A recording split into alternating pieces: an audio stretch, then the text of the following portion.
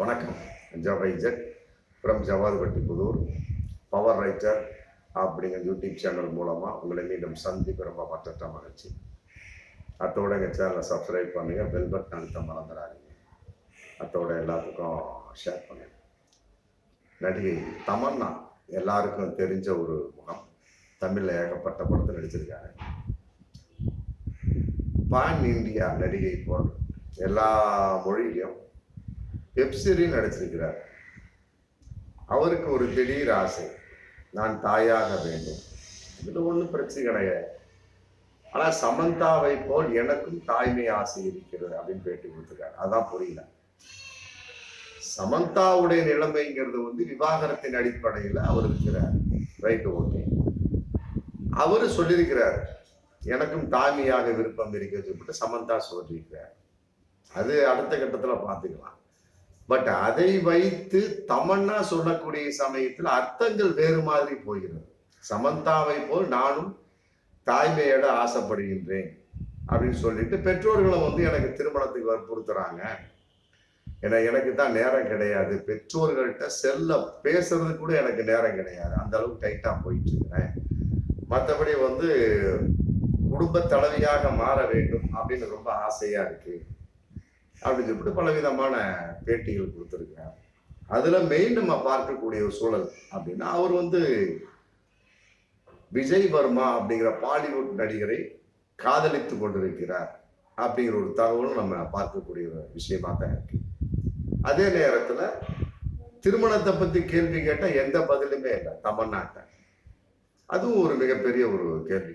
விஜய் வர்மாவை அவர் காதலிக்கிறார், இந்த மாதிரி காதலிக்கிறீங்க அப்படின்னு சொன்னோம்னா அதுக்கும் பதில் இல்லை. மற்றபடி திருமணம் எப்போது அப்படின்னு கேட்டாலும் அதுக்கும் பதில் இல்லை.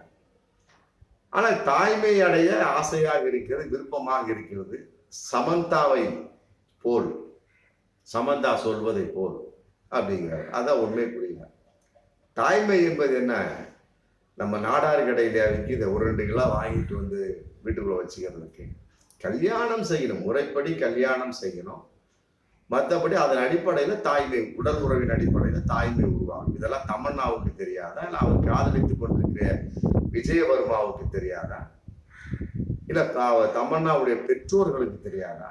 பெற்றோர்களுக்கு சுத்தமா தெரியும். சொன்ன உடனே அவரு கரெக்டா சொல்றாங்க, சீக்கிரம் கல்யாணம் பண்ணிக்கிட்டு ஆமா குழந்தையை பத்துக்க பெற்றோர்கள் ஆவலாக இருக்கிறார்கள் கூட அதையும் சொல்றாரு தமன்னா. ரைட். அதன் அடிப்படை குழந்தையை பத்தினா தானாக தாய்மை உருவாகு. இது கல்யாணம் பண்ணிக்கிட்டா தானாக தாய்மை உருவாக போகுது, முடிஞ்சு போச்சு. இதுல எதுக்கு சமந்தாவை ஆசைப்படுவதை போல் எனக்கும் ஆசையாக இருக்கிறது அப்படிங்கிறதா ரொம்ப கேள்விக்குறியான ஒரு விஷயம். சமந்தாவை போல் எனக்கும் தாய்மை அடைய ஆசையாக இருக்கிறது அப்படிங்கிற சமயத்தில் அவருடைய நிலைமைக்கு நம்ம பார்க்கணும் இல்லையா? அவர் என்ன விஷயம் அப்படின்னா, அவர் நாக சைதன்யாவை காதலிச்சாரு, மற்றபடி கல்யாணம் பண்ணாரு, அப்புறம் டைவர்ஸுங்கிற அப்படிங்கிற விவாகரத்துல போயிட்டாங்க. 2 பேரும் விவாகரத்து பண்ணிக்கிட்டாங்க, முடிஞ்சு போச்சு. இப்ப நாக சைதன்யா கல்யாணம் பண்ண போறார். ஆமா, ஒரு நடிகைய அவரும் பழையபடி காதலிச்சு ஒரு நடிகையை கல்யாணம் பண்ண போறேன். இந்த நேரத்தில் விரைவில் திருமணம் நடக்க வாய்ப்பு இருக்கு. இப்ப நடிகை சமந்தா தனியா படத்தை நடிச்சுக்கிட்டு தன்னுடைய திறமையை வெளிப்படுத்திட்டு இருக்காரு. இப்ப அவரு சொல்லியிருக்கிறார், ஆமா எனக்கு தாய்மையா அடைய ஆசையாக இருக்கிறது, ஏன்னா தாயாக இருப்பதை நான் நேசிக்கிறேன், அதற்காக நான் காத்திருக்கிறேன். நல்ல விஷயம்தான். கல்யாணம் பண்ணணும்ல, மீண்டும் கல்யாணம் பண்ணாதான் அது நடக்கும். இல்ல ஒருவேளை நயன்தாராவை போல கல்யாணம் பண்ணாம, நயன்தாரா கூட கல்யாணம் பண்ணி தான் 2 குழந்தை பெற்றுக்கிட்டாங்க. Right, okay. ஆமா, சந்தோஷம். அதன் அடிப்படையில் அவர் தாய்மையை அடையாமல் வாடகை தாய் மூலமாக குழந்தையை பெற்றுக்கொண்டார். அதன் அடிப்படையில் சமந்தா பேசுறாரா? அதற்கு தமன்னாவும் ஒத்து ஊதுகிறாரா? நானும் அதை போல நயன்தாராவை போல கல்யாணம் செய்தாலுமே கூட வாடகை தாய் மூலமாக நான் பிள்ளை பெற்றுக்கொள்ள ஆசையாக இருக்கிறது அப்படிங்கிற மாதிரி ஒரு நிலைப்பாட்டில் இருக்கிறாரா அப்படிங்கிறது தெரியல. ஆனா சமந்தாவை பொறுத்த வரைக்கும் கல்யாணம் மீண்டும் பண்ணக்கூடிய சமயத்துல அப்புறம் உறவின் வெளிப்பாடு தாய்மை அடையத்தான் வாய்ப்பு இருக்கு. அதுல மாற்று கருத்தே கிடையாது.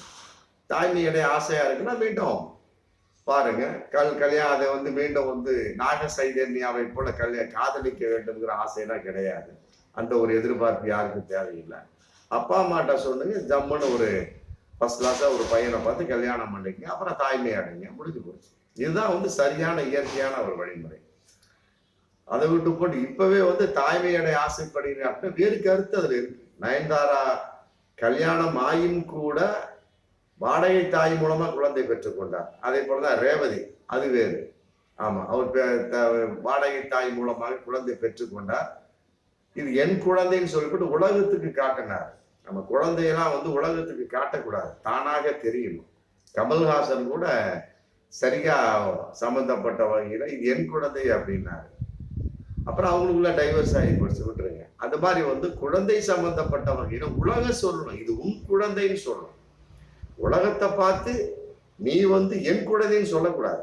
அது நடிகையாக இருக்கட்டும், யாராக இருக்கட்டும். சொல்றது புரியுங்களா? அதுதான் வந்து உண்மையான பந்தம், உண்மையான இல்லறம். சந்தேகத்துக்கு இல்லாத ஒரு குழந்தை பிறப்பு. அதை விட்டு போட்டு இது ஏன் குழந்தை அப்படின்னு சொல்லக்கூடிய சமயத்துல எப்ப நீ கர்ப்பமா இருந்த எனக்கு தெரியல அப்படின்னு சொல்லி இந்த உலகம் கேள்வி கேட்கும். அதன் அடிப்படையில வந்து சமந்தா வந்து வாடகை தாய் மூலமாக கல்யாணம் செய்து கொள்ளாமல் தாய்மை பெற போகிறாரா அப்படிங்கிற ஒரு கேள்வி இதுல வருது. அதே நேரத்தில் அவரு பலவிதமா பேசுறார். அதாவது உண்மையில் வந்து தாய்மை அடைய வயது தடை இல்லை அப்படிங்கிறார் சம்பந்தா. இது ஏற்றுக்கொள்ள முடியாத ஒரு விஷயம். அப்போ வந்து இவர் அங்கதான் போறார்.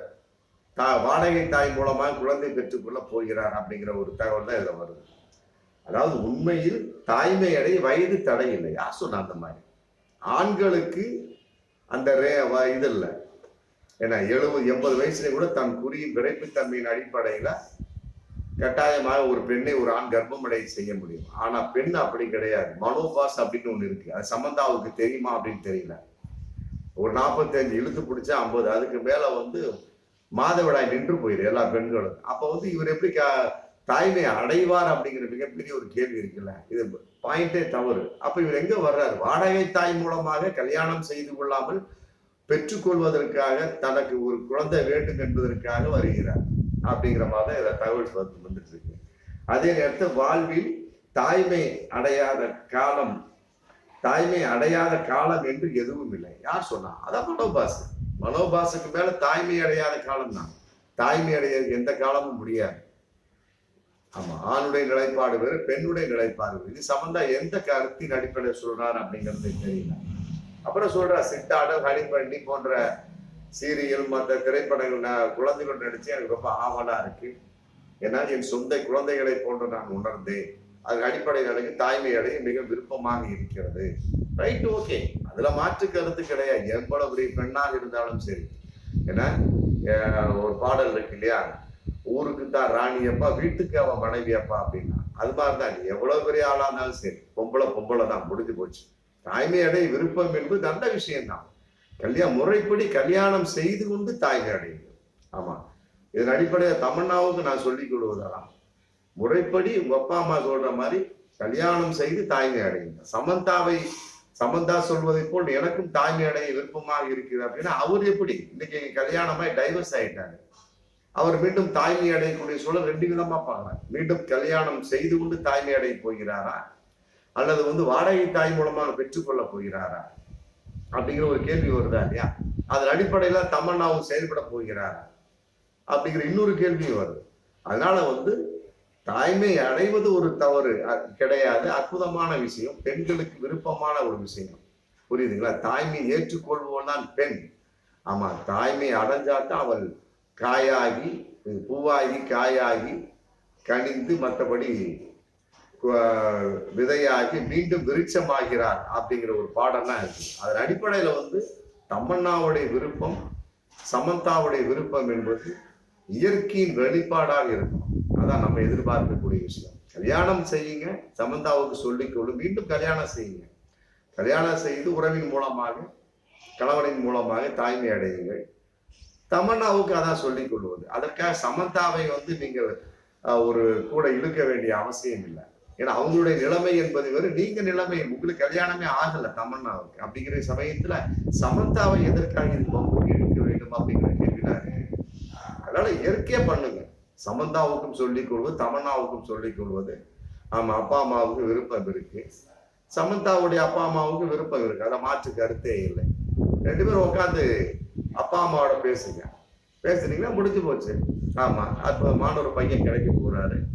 டக்குன்னு உறவின் மூலமா கர்ப்பம் உண்டாக போகுது. தாய்மை அடைங்க, குழந்தைகளை சந்தோஷமாக கொண்டாடி மகிழுங்க. அவன் யாராக இருக்கட்டும், அது நடிகையாக இருக்கட்டும், மற்ற வேறு பெண்களாக இருக்கட்டும், எல்லோருக்கும் சொல்லிக் கொள்வது இயற்கையின் மூலமா, வாடகை தாய் மூலமாக குழந்தை பெற்றுக்கொள்ள நயன்தாராவை போன்றது. அதெல்லாம் மிக கேவலமான ஒரு விஷயம் என்று சொல்வதை எல்லாம் விட அது இயற்கைக்கு முரண்பாடு.